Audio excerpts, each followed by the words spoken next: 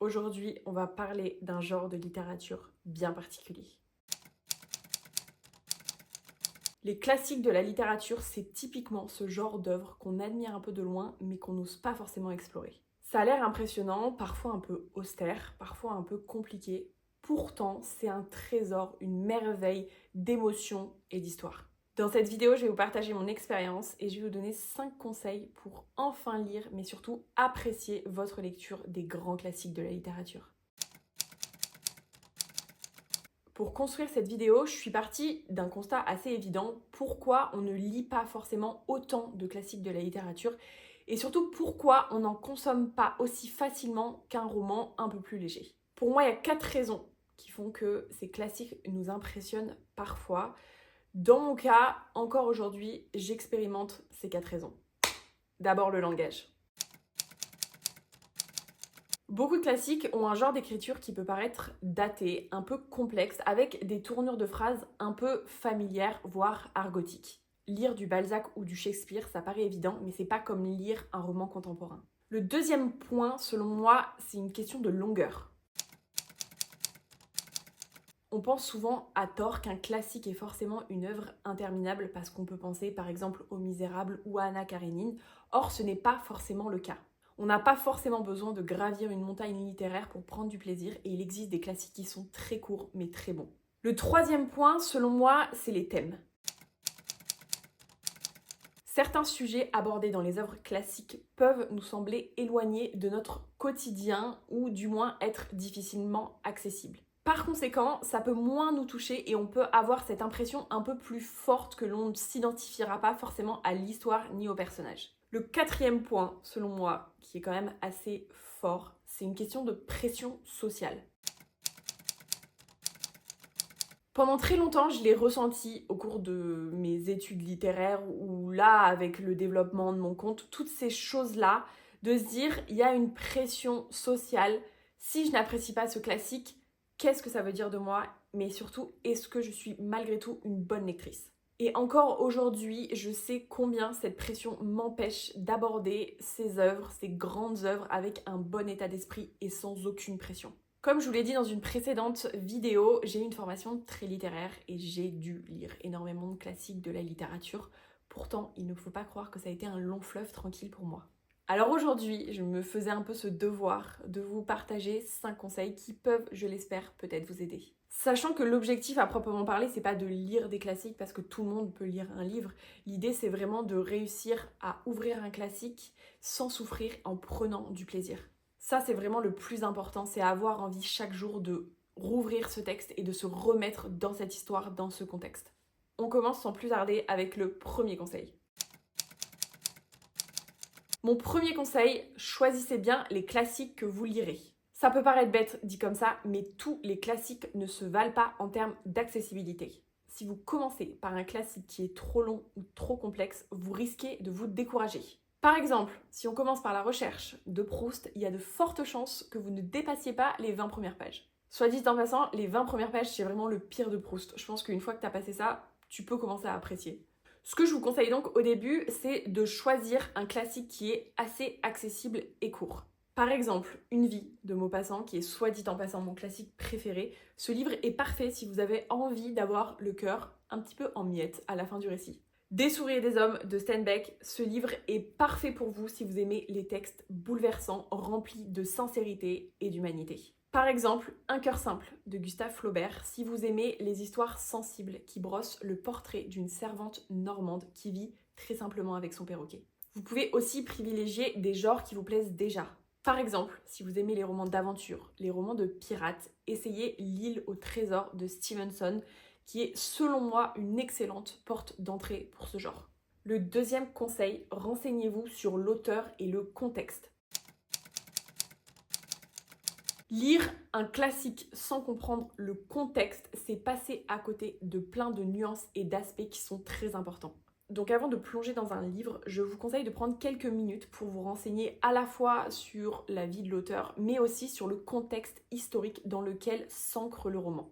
Pourquoi c'est utile ? Déjà parce que ça vous permettra de mieux comprendre les idées et le style du livre. Parce que ça permet aussi de repérer les références cachées et les enjeux du texte. Et enfin, parce que ça vous motivera à poursuivre votre lecture en ayant une porte d'entrée. Par exemple, avant de plonger dans Madame Bovary, je m'étais renseignée sur Flaubert et j'avais découvert qu'il avait été jugé pour immoralité à cause de son œuvre. Bon, il a été acquitté entre-temps, mais ce que je veux dire par là, c'est que ça rend la lecture plus savoureuse parce qu'on se dit qu'est-ce qui dans ce texte a été aussi scandaleux pour mériter une censure.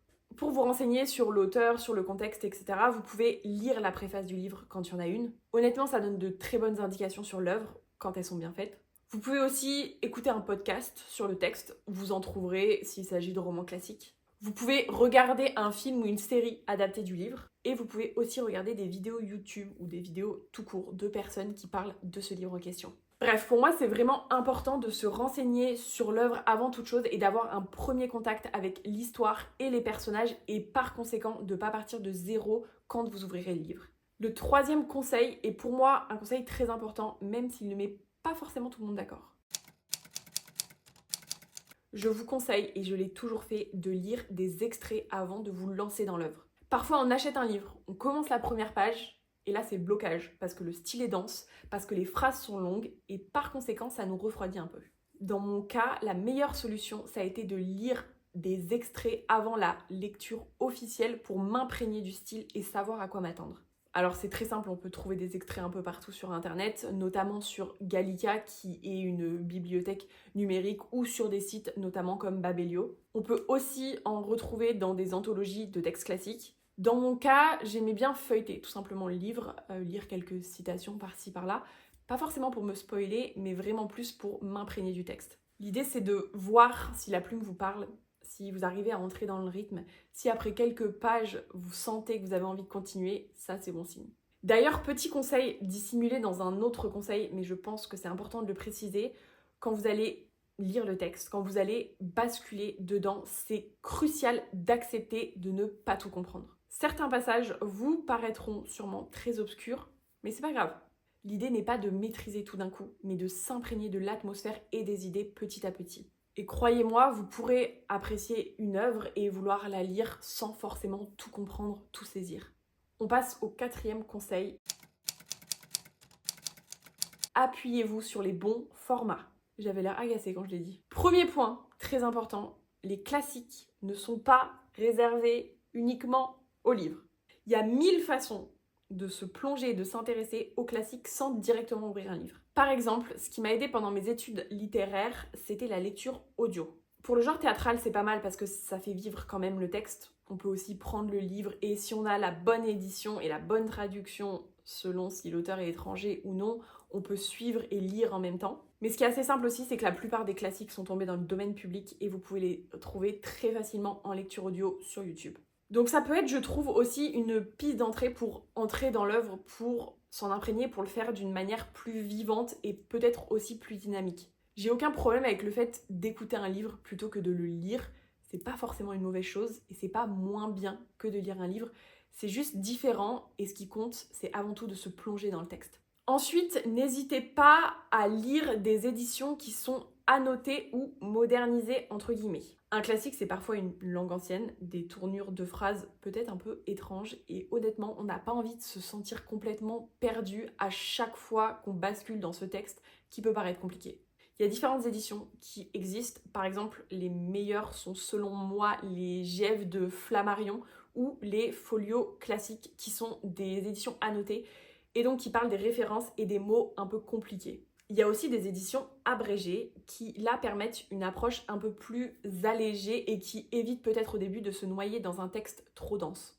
Enfin, il y a aussi un point important, les différentes traductions. On a des traductions qui sont un peu plus modernes et modernisées et qui rendent le texte plus fluide sans pour autant trahir l'histoire. Le cinquième et dernier conseil, organiser une lecture commune. Je ne vous le répéterai jamais assez, mais le meilleur moyen de lire des classiques, de s'y mettre et de franchir des obstacles, c'est de le faire dans le cadre d'une lecture commune. C'est utile déjà parce que ça représente une forme de motivation. Quand vous n'arrivez pas à entrer dans le texte, vous vous fixez un objectif et vous avez quelqu'un qui vous aide à entrer dedans et à vous y mettre. Vous avez une forme d'objectif et vous avez quelqu'un qui vous pousse à le faire. Mais ça peut aussi, et c'est là où pour moi c'est le plus riche, vous permettent d'éclaircir des points que vous n'aviez peut-être pas encore compris. Ça fait 20 fois que je recommence la même phrase. Je trouve que c'est plus enrichissant qu'une lecture solitaire parce que si un point précis vous pose problème, vous pouvez en parler avec l'autre et il peut vous aider à vous débloquer dans votre lecture. Je crains que ce soit la fin de cette vidéo. J'espère sincèrement que ces conseils vous aideront parce que déjà, petit 1, j'aimerais être un tant soit peu utile, mais aussi parce que j'aimerais que vous preniez du plaisir en lisant des classiques, j'aimerais vous débloquer si vous êtes bloqué et j'aimerais que vous ayez envie de le faire absolument naturellement. Mais aussi et surtout parce que j'aimerais que vous preniez du plaisir en lisant des classiques. Lire c'est bien, mais vous savez très bien ce que je vais vous dire. C'est mieux quand on prend du plaisir parce que c'est encore plus enrichissant. D'ailleurs, je serais assez curieuse que vous me partagiez en commentaire votre rapport au classique. Si vous avez une relation un peu conflictuelle ou alors si c'est un amour absolument fascinant entre les classiques et vous. J'aimerais bien aussi connaître un peu vos préférés ou du moins les livres qui vous intimident et que vous n'avez pas encore osé lire.